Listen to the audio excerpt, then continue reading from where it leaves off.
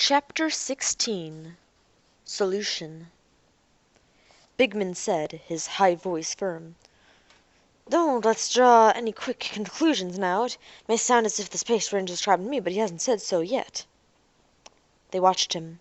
No one spoke. Bigman flipped his blaster suddenly, caught it by the muzzle, and tossed it onto the table where it skimmed noisily across in the direction of the Space Ranger. "I say I'm not the man, and there's my weapon to show it. I mean it."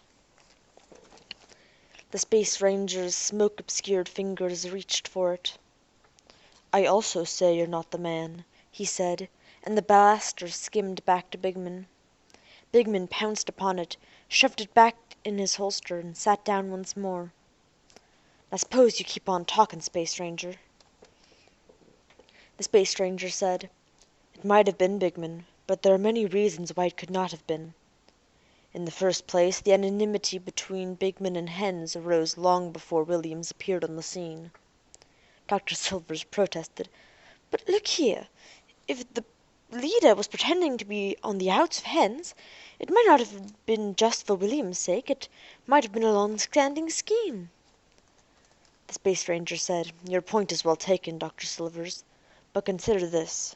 The leader, whoever he is, must be in complete control of the gang's tactics. He must be able to enforce his own squeamishness about killing upon a group of what are probably the most desperate outlaws in the system. There is only one way he can do that, and that is by arranging it so that they cannot possibly continue without him. How? By controlling the supply of poison and the method of poisoning. Surely Bigman could do neither." "How do you know that?" demanded Dr. Silvers. "Because Bigman doesn't have the training that would enable him to develop and produce a new poison more virulent than any known. He doesn't have the laboratory or the botanical and bacteriological training. He doesn't have access to the food bins at Wingrad. All of which, however, does apply to Benson." The agronomist, perspiring profusely, raised his voice in a weak yell. "What are you trying to do? Test me as you tested Bigman just now?" "I didn't test Bigman," said the Space Ranger. "I never accused him. I do accuse you, Benson. You are the brains and the leader of the food poisoning combine." "No, you're mad." "Not at all. Quite sane. Williams first suspected you and passed his suspicions on to me." "He had no reasons to. I was perfectly frank with him." "Too frank. You made the mistake of telling him that it was your opinion that Martian bacteria growing upon farm products was the source of the poison. As an agronomist you must have known that was impossible.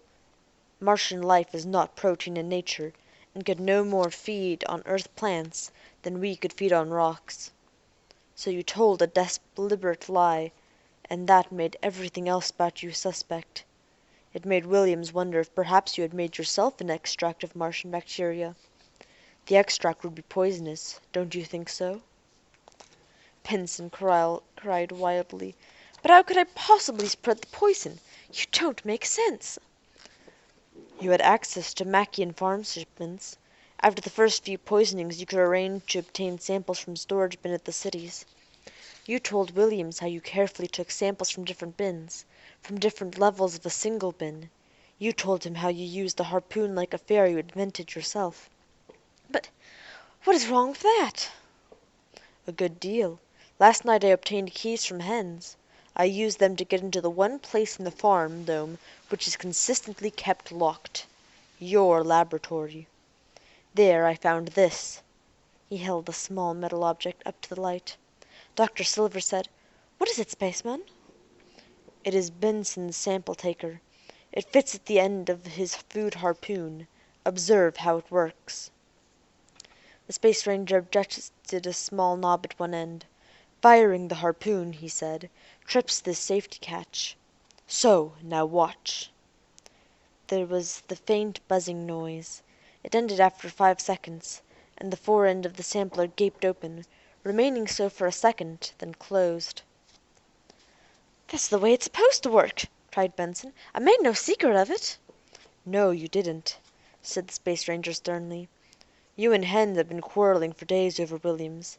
You hadn't the stomach to have him killed. At the very last you brought the harpoon with you to William's bedside to see if the sight of it would surprise him into some action that would give him away. It didn't, but hens would wait no longer anyway. Zookas was sent in to kill him." "But what's wrong with the sampler?" demanded Benson. "Let me show you its workings again. But this time, Dr. Silvers, please observe the side of the sampler toward yourself now." Dr. Silvers leaned across the table, watching closely. Bigman, blast dark once more, divided his attention between Benson and Hens. Mackin was on his feet, leathery cheeks flushed. Once again the sampler was set. Once again the little mouth flew open. And this time they watched the neutral side indicated. A covering silver of metal withdrew there as well, revealing a shallow depression that glistened gummily. "There," said the Space Ranger. "You can see what happened. Each time Benson took a sample, a few grains of wheat, a piece of fruit, a leaf of lettuce, was smeared with that colorless gum. A poisonous extract of Martian bacteria. It is a simple poison, no doubt, that is not affected by subsequent food processing, and eventually turns up in a loaf of bread, a jar of jam, a can of baby food. It was a clever and diabolical trick." Benson was beating on the table. "It's all a lie, a rotten lie!" "Bigman," said the Space Ranger, "gag the man. Stand near him and don't let him move." "Really," protested Dr. Silvers, "you're making a case, Space Ranger, but you must let the man defend himself." "There is no time," said the Space Ranger, "and proof that will satisfy you, even you, will be forthcoming quickly." Bigman used his handkerchief as a gag. Benson struggled and then sat in sweating stillness as the butt of Bigman's blaster collided noisily with his skull. "The next time," said Bigman, "it'll be hard enough to knock you out. Maybe fix you up with a concussion." The Space Ranger rose. "You all suspected, or pretended to suspect, Bigman when I spoke of a man with an inferiority complex because he was small. There are more ways of being small than in size. Bigman compensates for his size by belligerence and loud assertion of his own opinions. The men here respect him because of this. Benson, however, living here on Mars among men of action, finds himself despised as a college farmer, ignored as a weakling, and looked down upon by men who he considers much his inferiors. To be unable to compensate for this except by murder of the most cowardly sort is another and worse kind of smallness. But Benson is mentally sick. To get a confession out of him would be difficult, perhaps impossible. However, Hens would do almost as well as source of knowledge about the future activities of the poisoners. He could tell us exactly where in the asteroids we could find his various henchmen. He could tell us where the supply of poison, for use at midnight tonight, is kept. He could tell us many things." Hens sneered. "I could tell you nothing, and I will tell you nothing. If you suit Benson and myself right now, matters would proceed exactly as they would if we were alive. So do your worst." "Would you talk," said the Space Ranger, "if we guaranteed your personal safety?" "Who would believe in your guarantee?" said Hens. "I'll stick to my story. I am an innocent man. Killing us will do you no good."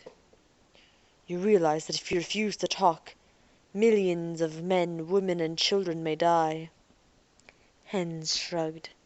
"Very well," said the Space Ranger.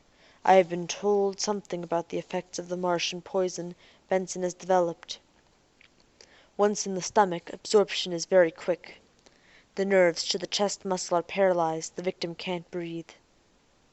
It is painful strangulation stretched over 5 minutes. Of course, that is when the poison has been introduced into the stomach." The Space Ranger, as he spoke, drew from his pocket a small glass pellet. He opened the sampler and drew it across the gummed surface until the glitter of the glass had been obscured by the sticky coating. "Now if," he said, "the poison were placed just within the lips, matters would be different. It would be absorbed much more slowly, and would take effect much more gradually. Makian," he called suddenly, "there's a man who betrayed you, used your farm to organize the poisoning of men, and ruin of the farm syndicates. Grab his arms and pinion them. The Space Ranger tossed the pinion upon the table. Makian, with a cry of long-pent rage, threw himself on Hens. For a moment, wrath restored to him some of the strength of his youth, and Hens struggled in vain against him. When Makian stepped away, Hens was strapped to his chair, his arms drawn painfully behind, and around his back his wrists pinioned tightly. Makian said, between rasping pants, "After you talk, it'll be my pleasure to take you apart with my 10 fingers." The Space Ranger circled the table now, approaching Hen slowly, the smeared glass pellet held in 2 fingers before him. Hens shrank away. At the other end of the table Benson writhed desperately, and Bigman kicked him into stillness. The Space Ranger pinched Hen's lower lip and drew it out, exposing his teeth. Hens tried to snap his head away, but the Space Ranger's fingers pinched together, and Hens let out a muffled scream. Space Ranger dropped the pellet in the space between lip and teeth. "I believe it'll take about 10 minutes before you absorb enough poison through mouth membranes to begin taking noticeable effect," said the Space Ranger. "If you agree to talk before then, we will remove the pellet and let you rinse your mouth. Otherwise, the poison will take effect slowly. Gradually it will become more and more difficult and painful to breathe, and finally, in about an hour, you will die of very slow strangulation. And if you do die, you will have accomplished nothing, because the demonstration will be very educational for Benson, and we will proceed to sweat the truth out of him." The perspiration trickled down Hen's temples. He made choking noises in the back of his throat. The Space Ranger watched patiently. Hens cried out, I'll talk. Take it out! Take it out!" The words were muffled through his distorted lips, but their intent and hideous terror in every line of his face were plain enough. "Good. You had better take notes, Dr. Silvers." It was 3 days before Dr. Silvers met David Starr again.